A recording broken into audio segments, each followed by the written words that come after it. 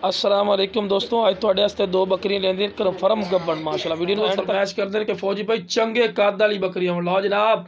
ए वेख रहे देहाती इलाका साडा, इस दे चुल असीं लिआंदे ने बकरियां ते चंगे हाइट कद दे विच रुपए बंदे नूं नाल खड़ा करन दा मकसद है कि तुहानूं पता लगे।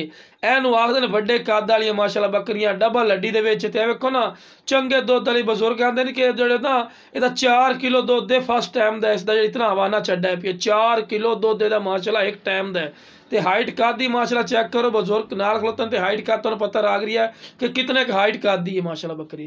ते मूँह जनाब 6 दंद ने, ऐ वाली पट 6 दंद है पई। इस तो बाद दूसरी भी तुहानूं विखाई है, ये जना तकरीबन लैंदी ने पे कोई 15 तो 20 दिन। ठीक है, जी दूसरी है पई वह भी तकरीबन 15 तो 20 दिन लैंदी है पई। ते माशाल्लाह बड़ा बिग बकरा जिहदे तो क्रॉस है ते वड्डियां माशाल्लाह बकरियां ने पियां। हाइट कद दी माशाल्लाह चेक कर रहे हैं, चंगे कबाड़े च न। ते लाओ जनाब दूसरे नंबर ते आ गई जनाब नागरा बीतल च माशाल्लाह बकरी ने पई ते 8 दंद हो चुकी है। ठीक है ना, तो बहुत ज़बरदस्त माशाल्लाह चीज़ ने पई। एदा दुध भी 4 तो 5 किलो माशाल्लाह कन्फर्म दुध दे पिया। तुहानूं हवाना चड्डा भी नजर उसी तुहानूं पता लग सी।